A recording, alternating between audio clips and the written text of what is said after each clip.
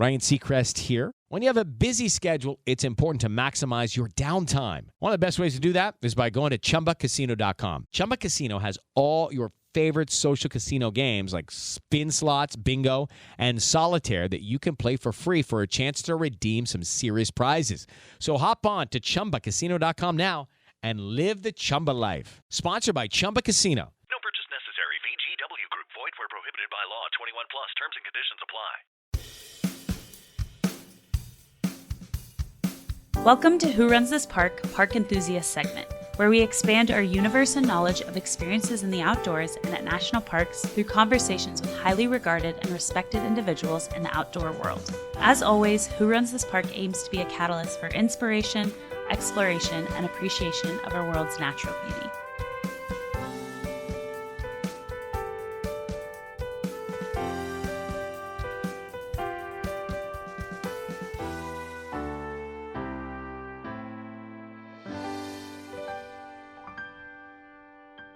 Today we have Juliana Chauncey with us, better known as Chaunce, a long-distance hiker, author, and co-host of Backpacker Radio, the #1 hiking podcast with over 8 million downloads worldwide. If you're not familiar, Backpacker Radio is a long-form interview podcast for hikers, by hikers, and Chaunce brings her incredible trail experience and humor to every episode.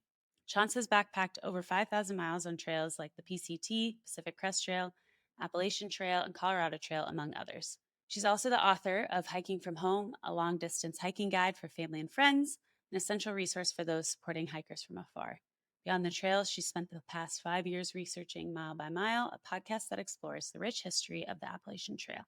Whether she's trekking through the wilderness, hosting meetups for the hiking community, blogging about her adventures, or diving into podcast conversations that highlight trail culture, Chaunce embodies the spirit of adventure and connection. Let's jump in. Chaunce, welcome to Who Runs This Park, Park Enthusiast. Thanks for having me. Yeah, of course. A way for folks who have listened to this before, a way I love to start it is just by level setting with a crazy and or memorable experience you've had outdoors. And given the amount of time you've spent outside, I'm assuming many can come to mind. Yeah, it's hard to pick, hard to narrow it down. And the funny thing is a lot of these end up being more embarrassing on my end than on anyone else's. And with the nature of thru hiking, a lot of them also end up having to do with poop, which is a common topic at Backpacker Radio, begrudgingly on my end. It's something that, you come into this world very uncomfortable talking about and then realize after a certain amount of time that's really a big topic that we have talked about. So I hate that it all goes back there, but I think in terms of giving you a good story, a crazy experience, it's just hard to beat those stories. Yeah, I'd be with that lead up, I'd be pretty disappointed if you were like, and it doesn't have anything to do with that. Yeah, Like, and one time my tent collapsed on me. yeah, exactly. Yeah. No. Yeah, and unfortunately there's not just a couple to choose from. There's plenty to choose from, but this one happened in 2020 on the John Muir Trail. So Okay. when I had hiked the Pacific Crest Trail, it was 2017. It was a notoriously high snow year, and I'm 5'1". So going through high rivers at that height just didn't seem like a good strategy at the time. So I ended up flipping past that section. I'm more of a summer girly at heart anyway. So I wanted to go back and hike through it on the John Muir Trail, get to experience it in a season like August rather than, nice. Covered in snow. And by far just mind-blowingly beautiful at that time of year, like August, when you can swim in the lakes and do all that stuff, is just unbeatable on the John Muir Trail. So that's where this story takes place. And of course, it has to do with poop. So for those who, probably most of your listeners are familiar with Leave No Trace, but Leave No Trace principles are a set of outdoor guidelines that kind of help you understand how to leave a minimal impact on the trail that you're utilizing. It's best practices for what to do to be a good steward of the land. Part of the Leave No Trace principles has to do with how you poop, how deep you bury it, how far off the trail you go when you do it, how far away from water sources you are, that sort of stuff. So there's things to keep in mind when you start to feel that urge to go, besides, just where's a good spot with cover.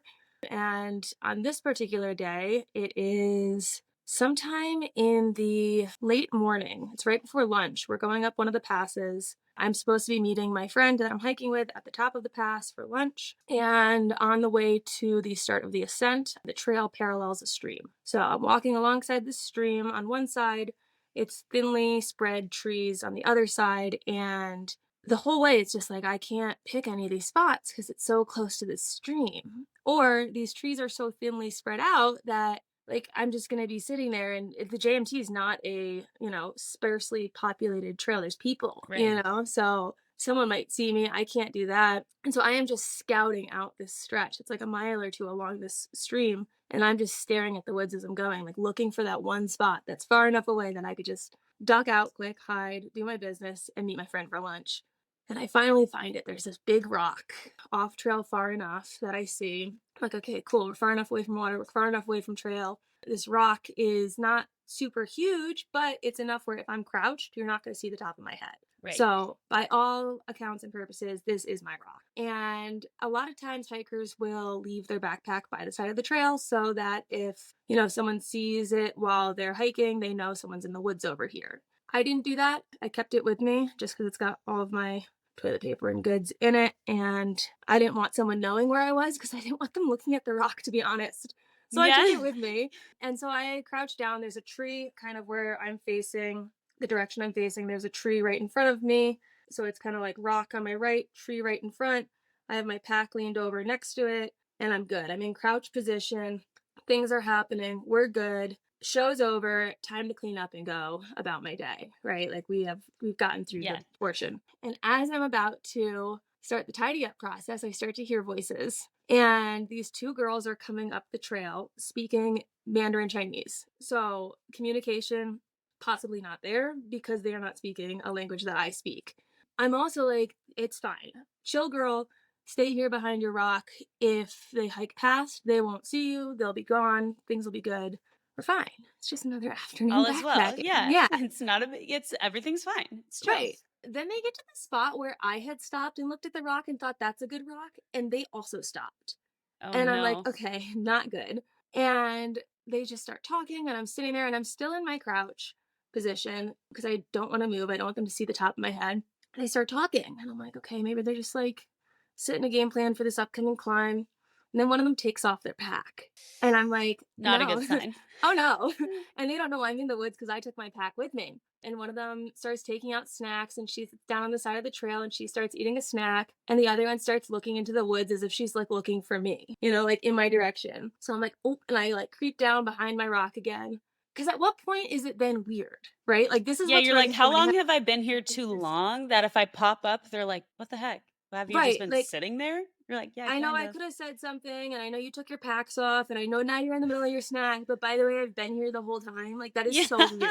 And they don't speak English, or they do, but I don't know that they do, and they're not going to understand what I'm saying, and they're just going to think that I popped out of nowhere at a strange time. Like, a lot could happen here. So I'm frozen. I'm in, like, decision paralysis. I'm frozen. I'm still in squat position, so I'm like, we got the knees up. It's been a while. It's fine. I'm fit girl. I've been on trail for, a week or two. And one of them starts walking into the woods. Oh, And she's no. holding her bag of her toilet supplies. And I'm like, Oh, don't no. come to my rock. Like what a way to find someone. It's also tough because it's like you've said, they probably were looking for a spot also for like Right. So the do I past mile do I and a then half. pop up and say, hey, don't come over here? I've been hiding. Stop. Right, like, sorry, spot taken. No, so I'm still frozen. And she goes about 15, 20 feet in front of where my line of view is. Oh, So no. trail's you to can my see her. right, rock is to my right. That tree that I mentioned is right in front of me. It's not super big, but it's like there. My pack is leaned against it, and she's 20 feet on the other side with nothing in between us. And I'm like, all she needs to do is look over. All she needs to do is look over, And she's gonna sees see you me. squatted. Pants down, full squat, hole full, not clean, right? Like, what a time to be alive. But she doesn't look over. She pulls down her pants No. and proceeds to have the loudest poop I've ever heard, ever. Like she must have been first week in the backcountry, new experience, backed up, like fighting demons. I don't know, but Oh it my was God. it was like a movie, where you're like there's sound effects. You're like, yeah, Something's not You're right. like, is there a speaker amplifying this? What's going on? Yeah, and at this point my legs are on fire. Like I don't know how long people normally hold these squats for where it's like your butt is level with your ankles, But that's the position I've been holding, and I can't sit because I'm going to sit in my poo. I can't stand because then someone's going to see me, either her friend from the trail or her. I can't readjust because if I just like crack a leaf weird because it's tree cover and there's leaves on the ground, then she turns and I'm watching her poop. So I literally can't do anything. So now I'm counting seconds. I'm like, how many times can I count to 10? Because my Yeah, you're legs like, are screaming. and then that's horrible because I'm just thinking of like, yeah, if your legs give out and then you just fall on your poop. And then she sees, like at any of these points, she could see me. Well, did you think, isn't she going to see you when she turns around? I don't know. But at this point, it's like I could do the guaranteed her seeing me and now announce myself, or I could just stay very still Yeah, you're like, I'm and just going hope. to hide behind my rock. And that's the only When she option where there's battles a chance. demons. Right. That's the only option where there's a chance she might not see me. So I am as quiet as I can be. And God is on my side today because she finally cleans up, packs up all her stuff, buries her poo. Thank you to her for following LNT, and Good, leave no trace. heads back to the trail side. Her and her friend have a quick chat and then they keep hiking. And I am there just like, at this point my legs are locked. Like it is hard to stand Yeah, up. you But like I'm can't just, even get back up. dude, I'm shocked. I'm like, what just happened to me? Like, did I really just see that? Wow. So that was probably the scariest moment of my life. Just because the longer it went, the worse it got. Where it was like, if Yeah. I were to announce myself now versus any of the previous opportunities, like this just seems so bad. So yeah. Quick, Yeah. leave no trace question. Sure. Because I'm familiar with the procedure, but when I've done backpacking, usually there's been like backcountry toilets that I've been able to use. So what do you do with toilet paper? Yeah, so it depends on who you ask because I thought that this was a sure thing until we had a Leave No Trace expert on the Backpacker Radio podcast.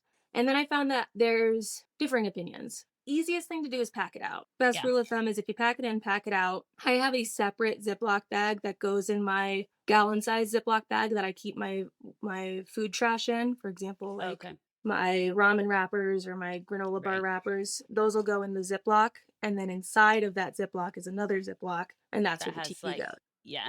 But leave no trace, you're supposed to dig your cat hole 6 to 8 inches deep. And a lot of the times when you find toilet paper, like around campsites or just like strewn around the bushes, and you see that like an animal has dug it up, what the leave no trace person we interviewed had said was typically that comes from the hole not being deep enough.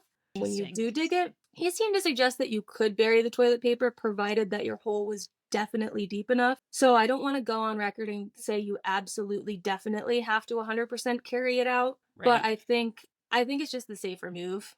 You know, Yeah. especially if you're in a place someone else is going to. I think it's just better to pack it out. I'm Yeah. always more willing to do that than to risk crossing my fingers that my hole is deep enough. Yeah. And then having it Mhm. getting eaten by an animal or something. We've talked about, and I talked about in the intro, all the various things you're involved in, which is awesome. But I guess, how did you get involved with Backpacker Radio? Yeah, total happy accident. Just trying to say yes to things as they come and like not overthink it too much and just see what happens is something that I like to be in the habit of doing.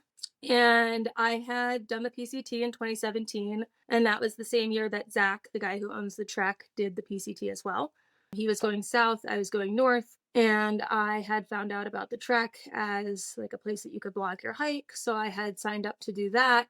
And we were Facebook friends as a result. And I had seen that he had made a post prior to hiking asking if someone could help him figure out how to use his camera.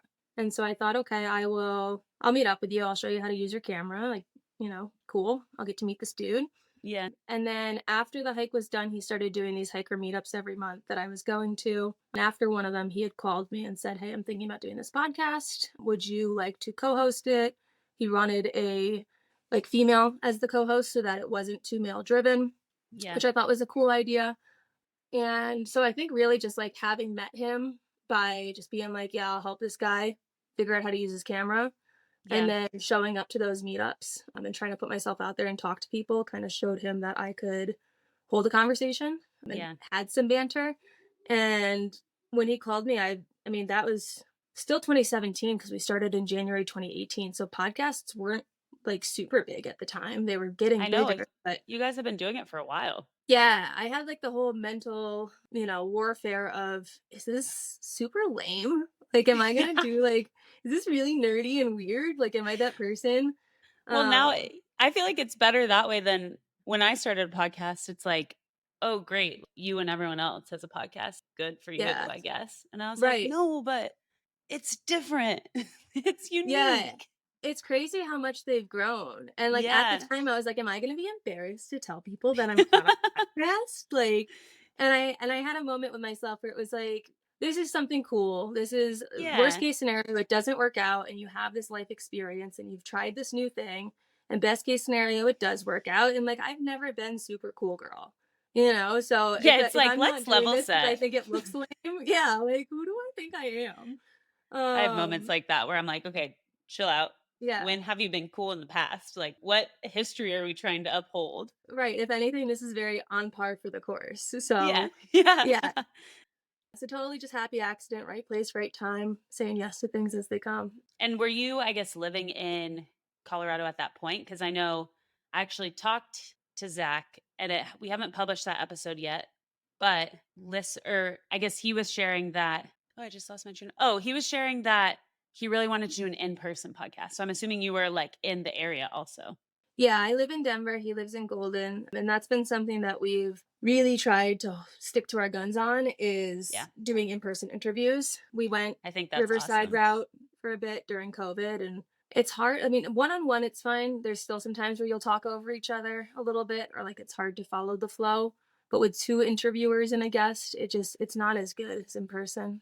Yeah, an anecdote of that is I got to do the or not Yellowstone, Yosemite superintendent interview in person, and it was so awesome. I Yeah. just even the feeling I felt afterwards, I think it was a better flow of conversation for the listener, and then the experience I had was just it was more fun because you have that like in-person interaction that you can kind of play off of. So, Yeah. I'm envious of y'all's ability to do that and think it's really cool. Yeah. I mean, it's got its blessings and its curses, because it's Yeah, great to get that in studio banter. But at the same time, I wish everyone that we wanted to interview lived in Denver because there's some right. people that, we've been waiting for schedules to align for God knows how long. And it's just a matter of, where we are and where they are and that lining up one day. Yeah. Yeah, you're like, "Hopefully someday." I mean, I was impressed because you guys got the Whole Foods CEO or Yeah. old CEO in your office, and I'm like, that's a big deal. Yeah. It's funny, like, how outdoor connections lead to other ones, and he has involvement in gossamer gear. So that was a connection that they had that they put us in touch with that was just like, yeah, would love to interview this guy. Yeah, and it's funny because I am based in Austin, and actually my desk overlooks the Whole Foods headquarters, and Oh, cool. that's how for listeners, that's how I got connected to y'all was through Gossamer Gear. Oh, fun. And so, yeah, it's a small world. I can't say I'm on the same level as the Whole Foods previous CEO, and founder, but fun to have the same connection, I guess. Yeah. Going into, I guess this is more of a curiosity, but how have you been able to split your time between the podcast and your day job, and then also like doing these long distance hikes? How have you balanced that? Yeah. I I think part of it has to do I think it's personality. I think Yeah, that like you need to love a bit of chaos and you also need to maybe not do as well with free time, which is the yeah, combo that I've been graced with. If I have nothing to do, I start to get anxious and I start to think like I'm missing something that I should be doing or I'm yeah. not I being feel that. productive enough. Probably not healthy traits, but it has allowed me to form hobbies that are fun to do and do take up the Hmm. time and that do give like a bit of variety to my day. I think I don't want to get bored or feel like I'm doing the same thing on repeat all the time. And I also think that I don't want to work at a 9 to 5 desk for a corporation forever. And if I can take my hobbies and enjoy doing them and find a way to make an income off of them and try to find a way to make that a more permanent income, then, it gets me a little distance further and further from the corporate desk, Yeah. which at sometimes like seems like a dream that's not going to happen or seems like just like a way to stay sane, Hmm. but it definitely adds purpose and it keeps things exciting. So I really like filling my time with as much as I can manage without overloading myself. And yeah, it's just always chaotic. Yeah, I feel that. I'm pretty similar, and it keeps things interesting. That is Yeah. for sure. Yeah. And it is always that balance of overloading myself and being like, okay, yep, that was too much this time, but now we know, and we'll carry on and keep on trucking along. I guess what have you between like I know a lot of times for through hikes, or I guess specifically like the PCT, the AT, stuff like that, people will quit their jobs or take sabbatical. For both the PCT and the AT, what was your process? Yeah, I was in that fun phase of my 20s where I don't care at Yeah, all. I'm just like I want to do this, and it's amazing. I have the rest of my life to be an employee, and I would like to do this now, and that's as far as I'm thinking about it. And that was the mindset I had for the PCT. It was just I've got a summer free. It's been on my radar. I'm going to go do it and I'll get a job when I get back. Yeah. And I did that, and I was in graphic design at the time. I'd gone to school for broadcasting and graphic design. And I came back and I got a job that was advertised as a Photoshopper. I was supposed to be Photoshopping mock-ups for this company. Ended Mm. up being like 95% coding, which was Oh, fine. I'm like, cool, give me a challenge. Love yeah. You're this like, stuff. sure, I'll learn coding. Great. Learn it all. Yeah. And a year and a half into the role, I'm a huge numbers person. So I had been doing a bunch of analytics, and I was like, I'm getting underpaid because I'm being paid as a Photoshopper, not a coder. I'm Right. looking at my team's stats on a team of 5 for what I'm putting out for these programs that I'm coding and what our revenue is as a result. I'm putting out 40% of our team's revenue on a team of 5 people. And I went to my CEO because it was a small enough company where you could do that. And I was like, if the math is mathing the way it looks like it's mathing, I'm doing 2 people's jobs. 40% Yeah. of 5, Yeah. that's 2 people. Two. Here are some similar jobs in the area. Here's what they're paying. I would like to be paid this. It's not that much more, but it's fair. And they said no. Wow. Yeah, they I feel just like said that's a no. good argument, honestly. Yeah, I thought so too. I was prepared. Yeah. I'm like really impressed. I'm like Yeah, taking right? notes. Like, I'm yeah, you like, want to give me a okay, raise? They didn't. So I said, wow, their loss. okay, that's good to know. I will be leaving in 6 weeks. Yeah. You're like, actually, it's time to do the AT. So Yeah, I'll be thank leaving in you. 6 weeks. If you want me to leave sooner because I told you 6 weeks, I'm happy to. But if you would like me to finish up all these projects on my plate, since I'm doing 40% of the work here, you've got me for 6 weeks.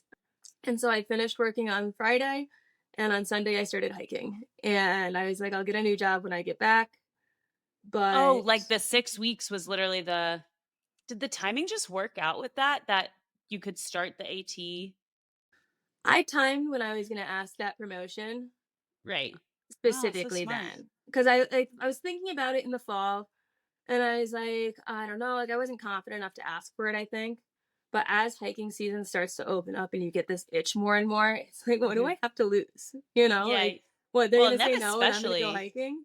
yeah, you're like, actually, do I want them to say no? I don't know. Right. Like, is this a gift? Yeah, I was not bent up about it at all. I was like, okay, cool, thanks. And they're like, wait, that's it? I'm like, no, that really is it. I'm leaving. Yeah, you're like, actually, that made my decision very clear. So Yeah. thank you. Yeah. And so, I mean, that was it for the 2 big ones. Everything else I've found ways to make work with work. When I got back Right. from the AT, I switched fields into sales. I had noticed Hmm. at that job that the people that they didn't argue with about money was the salespeople. And despite me feeling like I was bringing more to their meetings by going in and showing how the products worked and doing, a bunch of stuff that led to the sale, I wasn't being valued as a graphic designer. And Right. so I thought after the AT, I'm going to try to go into sales, and then people will listen to me when I talk, and they'll value what I bring to the table, and I'll be paid fairly. And so I did switch to sales, and a lot of what that led to is performance that's based on an individual contributor level. Right. And so I could really compile a lot of good numbers to bring to them and say, hey, I want 3 weeks to go do the JMT. You don't have to pay me during those 3 weeks, but I need these 3 weeks if you want my best self to keep coming to work. What do Yeah. you think? And when you're putting out really good numbers and you keep track of that stuff and you can show it, it really helps them wanna say yes to trips like that. Yeah. Um, I'm so like, literally, this is good for future me if I, because I'm in the job market right now, just as things evolve and change with the podcast. And I'm like, well, how can I mix adventure with corporate life and all of these things? So I'm like, okay, I like yeah, these little notes to have for myself. sure. Yeah, thanks. And I'm happy to sprinkle them in. Yeah. It's like, oh, it's a career chat. Yeah, That's and it makes cool. me wanna work harder too, like, when I'm not Yeah, of hiking. course. Oh my gosh. Like, you had on your question list, "What hikes do I have planned?" And I'm like, "At the moment, nothing." But I know my God, I hope my boss doesn't listen to this, but I know my friends are hiking the long trail in the fall, and it's very inconveniently timed with, like, my wedding and my honeymoon, and I'm like, "I wonder if I could get work to approve 6 weeks off." Like, I'm Hmm. starting to have those thoughts, and so, for me, from now till then, I'm like, "I've gotta work so hard, I've got to really put in effort, I can't slack off." I feel more motivated every day because I feel like I have a purpose to it. I feel like I'm building Yeah, my that's numbers awesome. to present that next case for another hike. And what's the long hike? Where is The that? long trail. The long trail. Where Yeah, is that's that? in Vermont. It goes from the southern tip Oh, of Vermont to the northern tip of Vermont. amazing.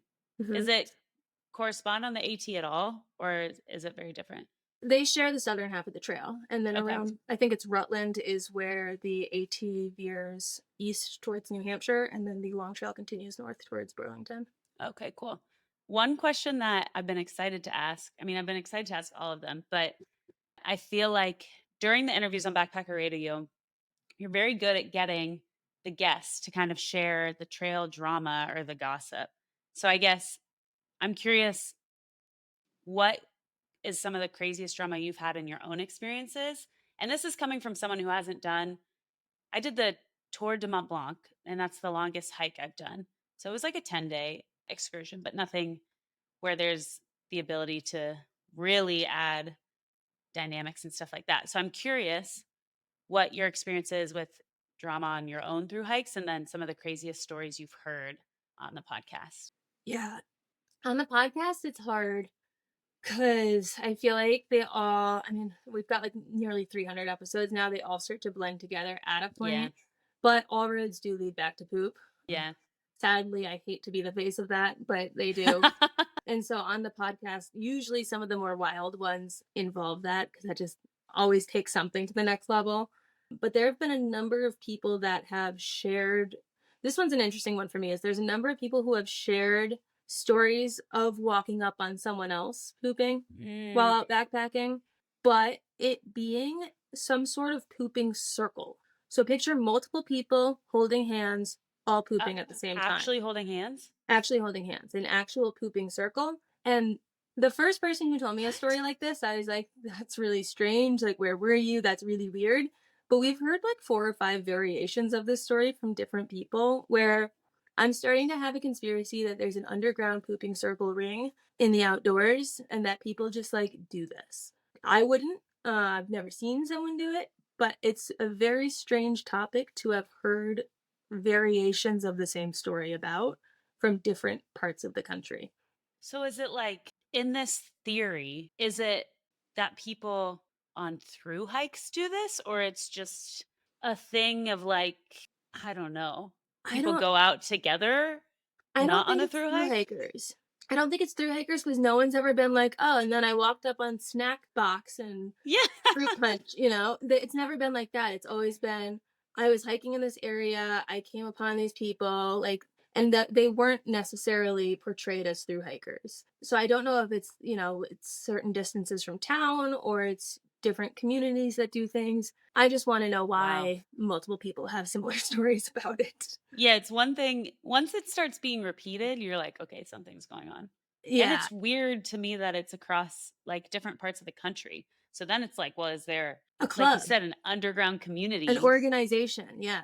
Curious minds Interesting. want to know. So I guess that's an interesting backpacker radio story. Extremely. What was I the other think I'll part of be the question? I guess for your own experience with regards to like, Oh, I don't know, drama? is there drama in tramilies and stuff like that? Yeah, there's drama with everything. And I think that's why it's so fun to hear about because Yeah. everyone's got it. So it's like give Yeah. me a little tidbit, share a little Yeah. sprinkle, tell me Give me a little something. sneak. The hard part is that when there's other people involved, it's like, all right, I can make myself look silly online, but I don't want to blast other people.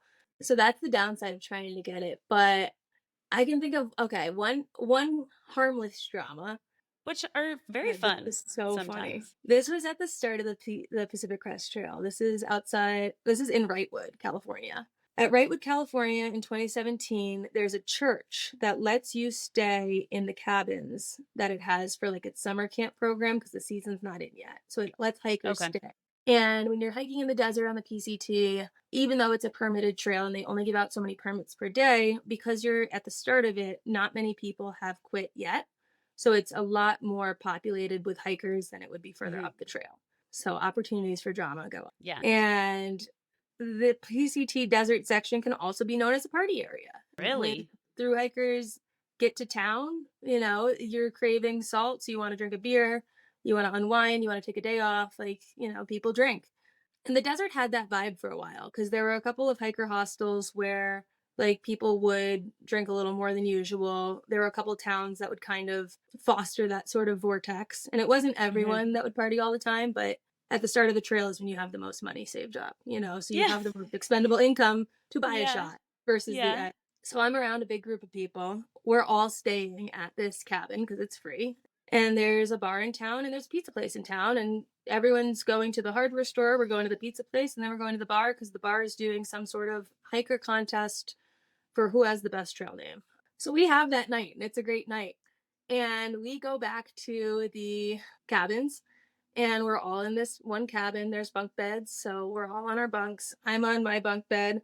One of my buddies is across from me on the other bunk bed, both on the bottom bunk.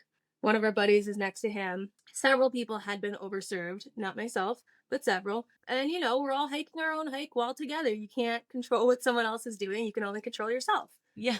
Well, in the middle of the night, we wake up to one of the guys opening and closing the door and then going back to his bed area and like shuffling around a bit. And so some of us heard it and we're like, what is happening? Right. And we start to hear the sound of someone peeing. And we thought, did this guy think he went outside and he didn't go outside and now he's peeing? Like in the corner? Like where? And so we call out to his name. We say, hey, you know, what are you doing? Nothing. Are you peeing? No. We're like, okay, well, what's that sound? What's that sound that sounds like pee? By chance, what might that sound be? Someone had turned on the lights and he was standing over my buddy that was on in the bunk bed opposite of me, peeing onto his sleeping bag because he thought he was outside. And like you are at the start of your thru hike, you have to sleep in this bag every night for the next like, however many months. And you wake up to this guy that's been a stranger up until recently peeing on you in your bag. That is goose down. Oh no. It's a nice bag too. That was some drama. I can't say the guy it happened to was pleased. Fairly I will say the guy who did it did take the sleeping bag to get dry cleaned, which I think was the least you could do in a situation like that. I feel like I'd want a new sleeping bag. Yeah, and classic guys, they buried the hatchet after the dry cleaning was done. They just moved on and you're like, so we're just went for the rest of the trail. Yeah. Oh my gosh. It was chill. But that was something where at the start of the hike, I was like, where am I? Like, what is happening? Who are these people? What is going on? Well, and that was your first, like, you did the AT after the PCT. So it's like it's the start kind of your first really big trek. Yeah. I would say I was probably like just about 1 month in at the time. So I was just starting to like find my feet. People were becoming less of strangers, more of friends. Yeah. And that was making the town visits more exciting because you wanted to hang out with them because you knew who they were. Right. And then things like that happen and you're like, ooh, there can be too much fun. Yeah. You're like, oh, I would be really pretty angry if someone peed on my sleeping bag. Yeah. I would have lost my shit. Yeah. You're like, actually, I wouldn't have been chill. I would not have been cool girl. Yeah. You're like, I would not have buried the hatchet and I would have remembered. So and we've talked about this a little bit, but I think I'm so fascinated I'm newish to this thru hiking world and learning about it and hearing about it and all of that. But what do you like about it and what do you dislike? What I like about it and what I dislike about it, I could pick things that go very hand in hand. Two that come to the top of my mind is that for the dislike portion, it has ruined day hiking for me. I used to love day hikes. Take me to a national park. I'm going to look up the best day hikes. I'm going to try to do one of them each day until I have to leave. When I moved to Colorado, I was driving up to Rocky Mountain National Park every weekend, hiking, sleeping in my car, and then coming back down for work and just loved day hiking. And then I found thru hiking, and blessing and a curse because like I love thru hiking, right? And it is so rewarding. This is one of the things I love most about it is it's so rewarding to have this like huge goal of this is a big thing that can be completed. And maybe this week I only went from here to here and the big thing feels too big to actually conceptualize, but at some point I'm going to be done with it and then I can say I did that big thing. And I think that really helps get through the sections of the trail that aren't as, breathtaking, that aren't as grand in terms of views, or the weather's not as nice, or the weather isn't as warm. Every long trail will have sections that are a bit of a slog. And if you're just out there doing that hike to do that hike for that day, like a majority of the days I've hiked on long trails, I probably wouldn't have chosen to go hike that day as a day hike. But when you're doing it as part of a bigger thing, I think it makes it a different feeling and a different sense of joy and a different sense of pride when you do accomplish it. And I find that very rewarding. Back to what I don't like is that now I hate day hiking because I'm just like, now I'm like, you want me to sit in a car for how long to get to a place, to exercise, to see things that I've seen variations of a million times, to get back in a car, to drive back, to get some rest, but be kind of tired and then have to show up at work? Like, that doesn't sound fun. I want to do that Yeah. for 3 weeks and then go back to work? Yeah. Yeah. You're like, I Uh, want to recharge and then come back to work refreshed. right. So I think it's kind of spoiled me a bit and I've become a little bit of a trail brat in that if it's just a day hike, I'm like, is it worth driving an hour and a half to that trailhead? And I'll just stay home. So yeah, I miss the part of me that loved doing that, but I just can't find the will. Yeah, that's a unique, I mean, I haven't talked to a ton of people about through hiking, but I really like that. It's a really unique perspective. Another thing I'm really curious about is I mentioned this in the intro, but you've written the book Hiking from Home, a long distance hiking guide for family and friends. And I would love to hear like what led you to write that book. Did you write it for anyone in particular? Stuff like that. Yeah, this whole thing. You're like, oh, Um, this book that I have right here. this guy. Yeah, this was a transition back to society for me after the AT. At that point, I had been doing backpacker radio for about close to 2 years. I'd been posting my hiking videos for close to three, and I had noticed a lot of similar trends in what people were asking, what kind of common questions beginners had. And then I also had a really interesting perspective, I felt, because since I was doing these videos of my hikes that I was putting on YouTube, I would make friends on trail and they'd be like, "Oh, my mom loves you." Or they'd be like, "Oh, like my dad was asking about you," or like just funny stuff that you like. When do you hear stuff like that from a stranger? You're Like, like, what? "Oh, hi, mom," right? Yeah. Or I'd get a comment on one of my or on one of my YouTubes that would be like, "Oh, my son Flapjack is hiking the trail too. He's at mile XYZ right now." And I would always post my videos with a delay because I don't want Mm, like an internet of people knowing exactly what mile in the middle of the woods that's I'm at. So sometimes they'd be like, "Oh, he's only 200 miles ahead of you." And I'd be like, "Oh, that's so funny because this was taken last week and I am 200 miles ahead of me. yeah. So I'm So you're actually like, hiking with your son right now." yeah, you're like, actually, I know Um, him. yeah, and I'd be like, "Oh, your mom's messaging me." So I had a lot of experiences like that where I started to realize that people's parents were watching my videos or people's significant others or their friends, not because they gave a shit about watching me hike. They just wanted to see what their kid was doing. And they knew he was near me or she was near me, and they'd be like, "Oh, maybe I'll see a glimpse of them in this video," or "You're 200 miles ahead of where my daughter is, so I'm watching yours to get a good idea of what she's going to be going through when she goes through that section." All these really well-intended family members that were doing this stuff and they were asking questions and it was fun. And the questions kept being the same where you start to think like, "Man, I wish there was a way to just copy paste an answer and have it like be customized to this specific DM so that I'm not like retyping the same thing every time, but it doesn't sound like I'm just inserting a robot answer?"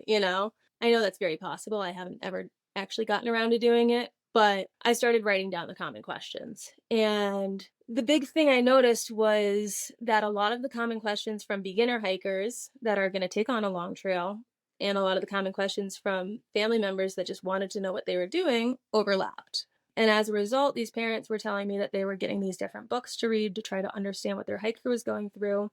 And these books are books that are written for the hiker.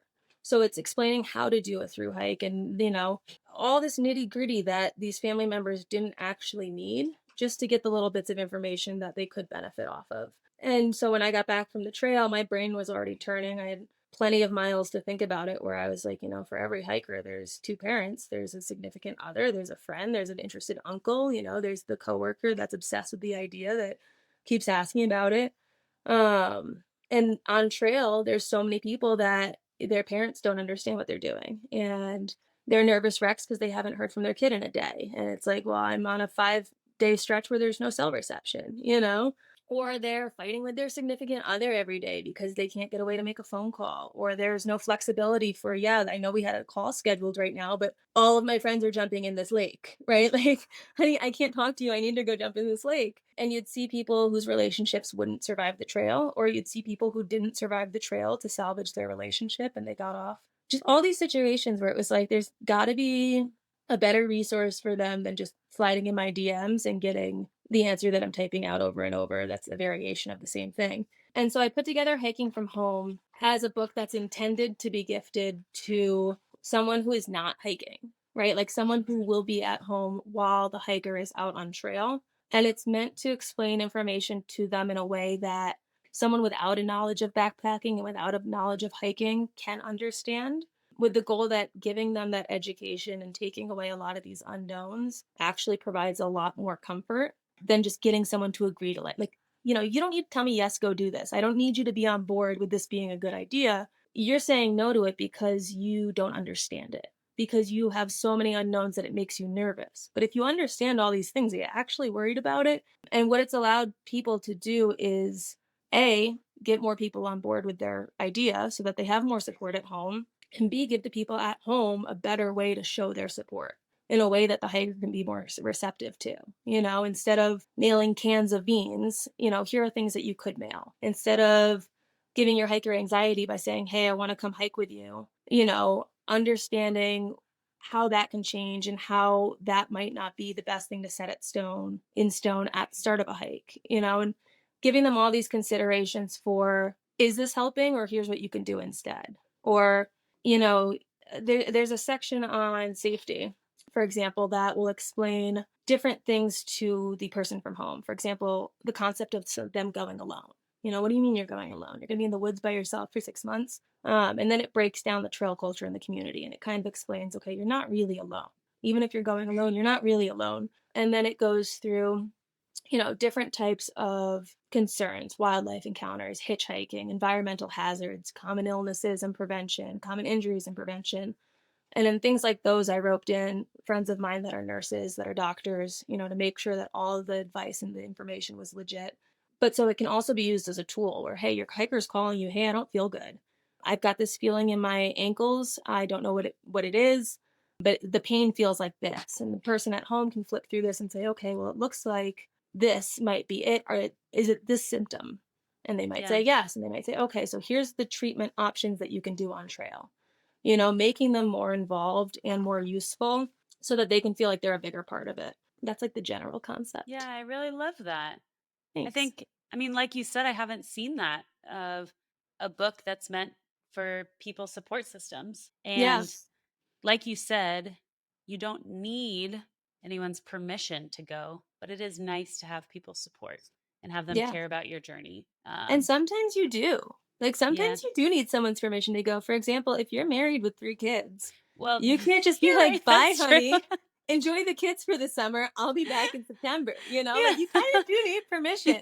You're very right. And so it's like, okay, if I know I'm going into one of these situations and that this is going to be a big ask from me, how can I, and this is something that hikers have read too, to try to go into things more prepared too, is how can I go into this conversation in a way that they might be receptive to?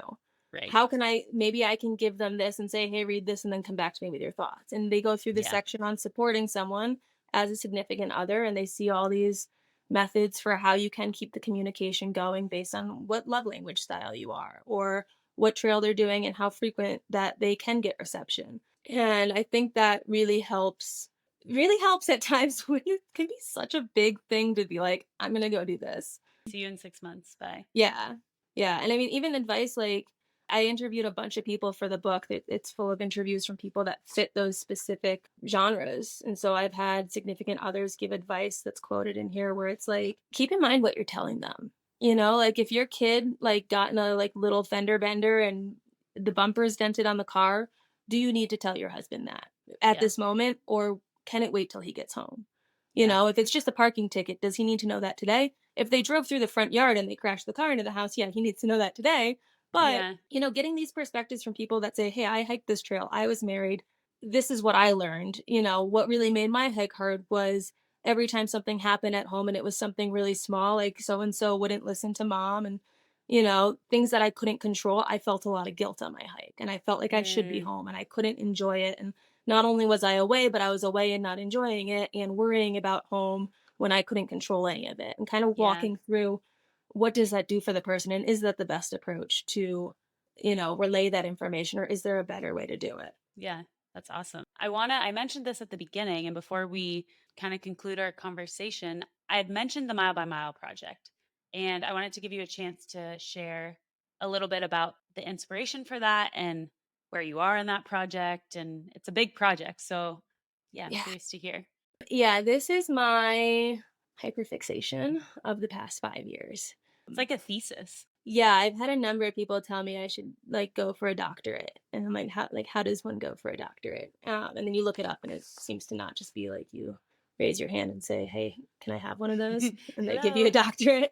So I don't think I'll be doing that. But for me, when I was on the Appalachian Trail, I went into it not researching anything. I didn't want Hmm. to do it. I was like, I know the Green Tunnel. I'm from New York. No thanks. Like, Yeah. I'm not interested. And it took a year and a half at that desk job to be like, I will hike any trail. Give me a trail. Appalachian Trail is Yeah. great. Yeah. I You're don't need to, like, I'll do anything. right. I don't need to prepare for it. There's towns every 2 days. Like, it's really Yeah. hard to mess that one up. Sure. Put me on it.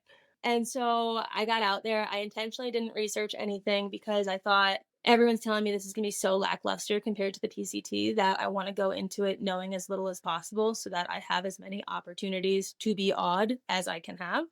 And first day, Amicalola Falls, you're walking up alongside this waterfall on these like dreaded stairs that people hate doing. And you know, I'm going up the stairs, it's snowing, so I'm watching the ground to make sure that I'm not slipping. Whatever, day goes by.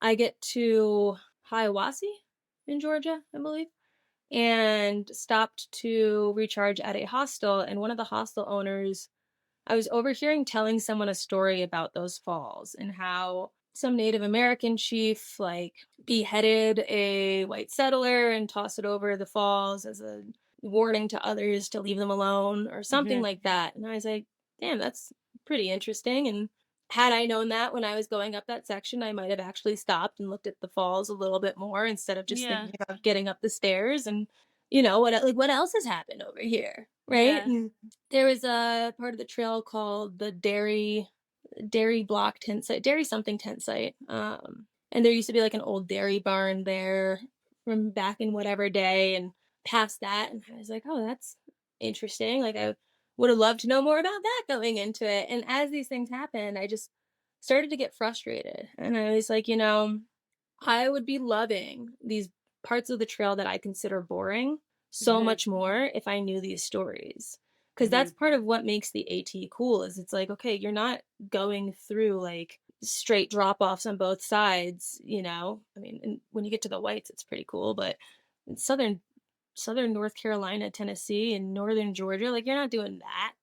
And so I was bored for a good portion of what I was looking at. And I wasn't taking many breaks because it was cold and I was just getting through my days and I was feeling physically great, but I was just a little bored. And I thought if I knew this stuff, it would really, really make it more interesting for me. And so when I got home, I started just like loosely researching things and reading about it. And I found that a lot of books on the AT started with the concept of a connected footpath from Maine to Georgia, Mm. and Benton Mackay and Myron Avery and this vision, and people walking off the war and Earl Schaefer and Grandma Gatewood and all these names and all these stories, and they all start in the early 1900s. And I'm like, okay, but what about before that, right? Like, Yeah. we've been here for a while, and like before people that look like me or you got here, like people were here for a while longer. Yeah. So why are all these books starting at this point? And it's just like there is so much information that to put it all into a book, like how do you find a spine big enough, or a reader engaged enough? And I thought, also you're not going to be carrying pages on the trail, so you'd want to listen to it. So if this could be a podcast where ideally it can cover 20 miles of trail per episode, and each episode is meant to accompany that hiker hiking that day on trail. And they can Wow. say, okay, for these 20 miles, we are going through this county and this town, and it passes these features, and there's these shelters, and this bald is named this, and this, you know, gap is named this. And for these 20 miles of waypoints and markers and views and areas, we're in this national, park, or we're in this state park, or this preserve, or this game land, or, any of these protected Yeah. areas.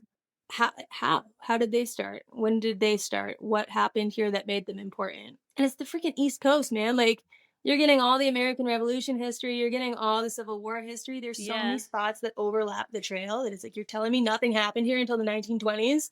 Yeah, you're like, Like I'm doubting that. I don't believe you. And I want to Calling listen to your this bluff. on my hike. And I just might be stubborn and psycho enough to like do that. And so I thought, well, heck it, I'll do it. That was my Yeah. idea for hiking from home, was that doesn't exist. I'll do it. And I think in the beginning, everyone was kind of like, you sure about that? Like, that's a lot of research to do.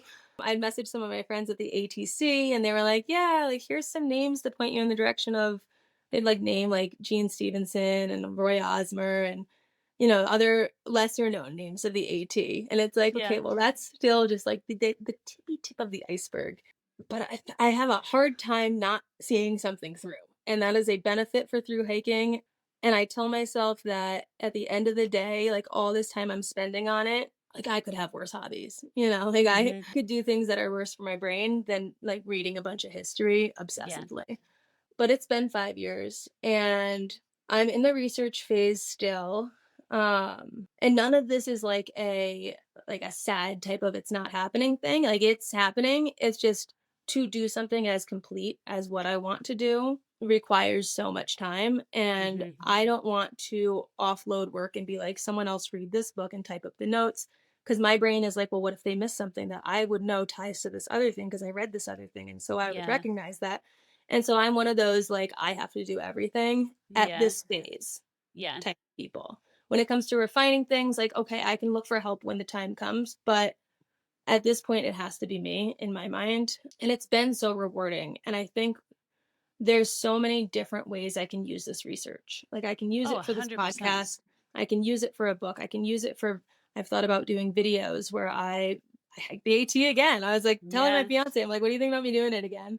Where I can show the trail while I'm telling the story and you can watch it in video form. There's just so many options. I've envisioned notes that go with the Far Out app where you get notified of a waypoint and it's, a link to the audio and you can listen to that story. Or Yeah. it's just like a text box that pops up and tells you this cool thing happened here. I just think there's so many ways that it could be used. And Yeah. I'm like, I can't look big picture. It's like being at mile 400 of a 2,000-mile trail. If you start Yeah. to look at the whole thing and say, when is this going to be done? You're really going to shoot yourself in the foot. And so I try to Yeah. take it activity by activity, book by book, theme by Mile theme, by and just mile. mile by mile and not overwhelm myself. But I think the big thing that's been holding off me putting anything out yet, there's a couple things. First, I would say is I want to do introduction episodes for the podcast. I realized while researching that unless you're a history buff normally, I could be like, yeah, during this time, this dude went over this pass and did this thing. Yeah. And you'd be like, cool, where does that fit with anything like Yeah. in history, right? Like, why does that matter? And I think you have to understand the general vibes of the region as a whole first to then understand the smaller stories. Yeah. So I'm working on doing introduction episodes as like a season one, where it's a general overview of the trail as a whole, Mm. chronologically, with references to specific points. And that can be used as something to refer back to. So let's say I'm listening to the section that covers the day of trail I'm on right now, and they're talking about, you know, King Philip's War. And I'm like, when the heck Yeah. did that happen? Right? I can go back to these intro episodes and get more context on what's going on in the region more broadly, and then jump back into my super nitty gritty focused in Well, episode. even the context episodes could be great preparation for people for the trail of Yeah. like, hey, you're about to hike this AT, like listen to season 1 Hmm. to kind of get your mind wrapped around the world in which you are about to embark on a journey. Like, what is the history of the place you're about to spend the next couple months? Yeah, and I think it creates better users of the trail too. I think if you A don't hundred think percent. anything happened in a certain spot, what does it matter if I bury my toilet paper 6 inches deep, Yeah. right? Like it's just a random part of the woods next to all these other random parts of the woods. And Yeah. then you start to hear some of these stories and you're like, this place is actually pretty cool. I should treat it a little bit better. And so I think it makes you want to leave it better than you found it when you know how much has happened there. But so the best way to sum it up is it'll cover 7 themes. So it'll cover formation, which is how the land formed, how the mountains Hmm. got there, inhabitation. Okay. So now that the land's there, how did the flora and the fauna get there? What Hmm. what sprouts where, what grows where, who comes where, and where do they come from? Hmm. How a big part that was challenging for me that took a lot of time was a lot of books that are written, we show up from Europe and the Cherokee are there or the Iroquois are there and we push them west, right? Hmm. How did they get there? Right? Like Yeah. how did they get there? And so looking Yeah. into that and starting to look into like Paleolithic sites and seeing, okay, they came over from the west. How did they come over from the west? How did they move once they got east? How did they separate and become distinct tribes or nations, and how did they go from being bands of people that traveled together to groups that have specific names? And then how did that change once we got there, right? Like how did the landscape change? How did the areas that the trail goes through change? And so the next 2 themes go into exploration and colonization. Uh-huh. And those are kind of hand in hand because as the interior is getting explored, as the Appalachians are getting explored, the coastal areas are getting colonized. Yeah. So the bigger history and the more specific history flow together, but you start to get these really cool stories of fur traders going into the mountains and long hunters who are guys that'll go out for a whole season. Daniel Boone, for example. Oh And yeah. they'll spend months on end living in the Appalachians, hunting, gathering pelts, and then coming back in the spring to sell them. Or you get, excuse my pronunciation, but Coeur de Bois. I gotta learn. I really work on pronouncing things before it goes live. But these I'll say Coeur de Bois, however you say it.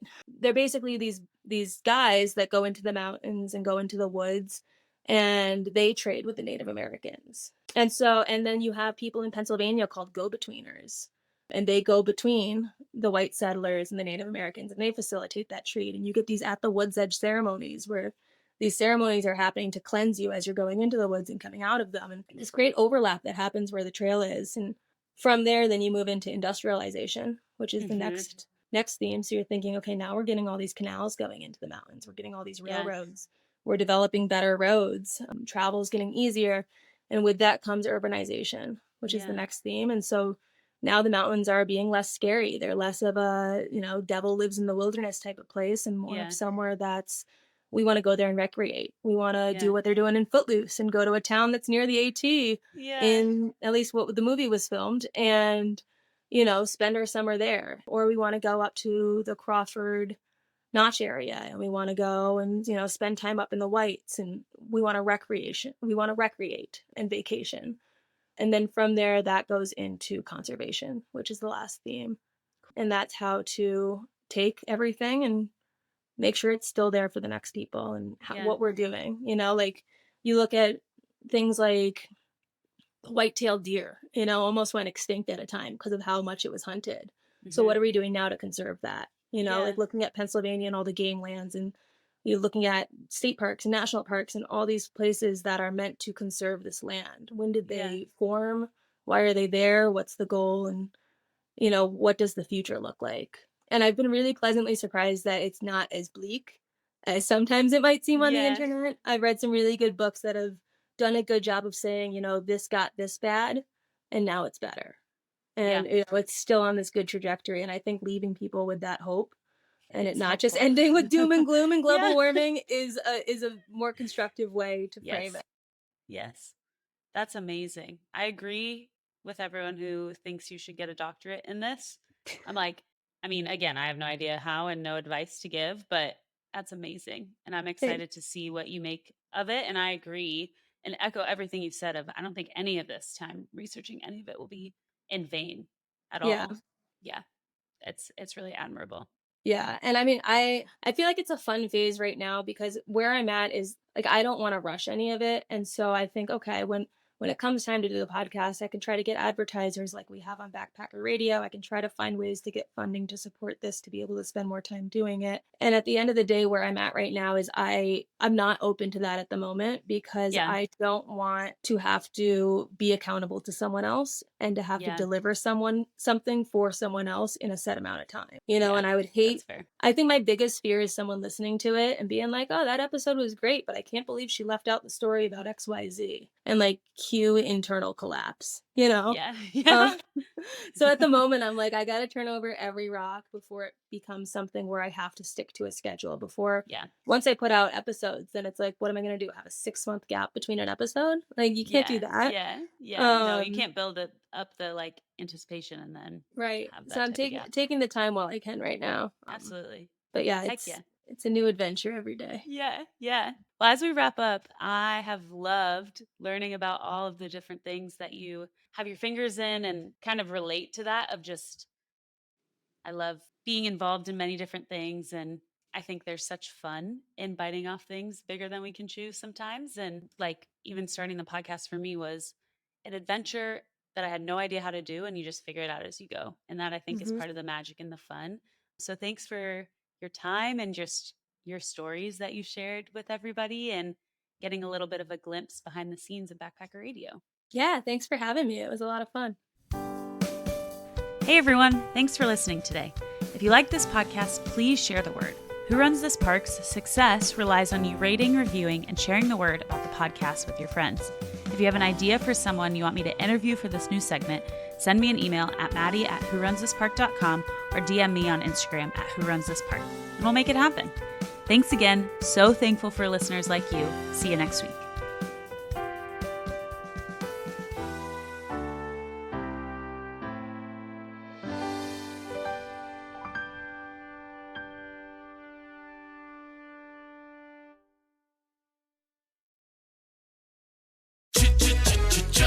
Looking for excitement? Chumba Casino is here. Play anytime, play anywhere. Play on the train, play at the store, play at home, play when you're bored. Play today for your chance to win and get daily bonuses when you log in. So what are you waiting for? Don't delay. Chumba Casino is free to play. Experience social gameplay like never before. Go to Chumba Casino right now to play hundreds of games, including online slots, bingo, Slingo, and more. Live the Chumba life at ChumbaCasino.com.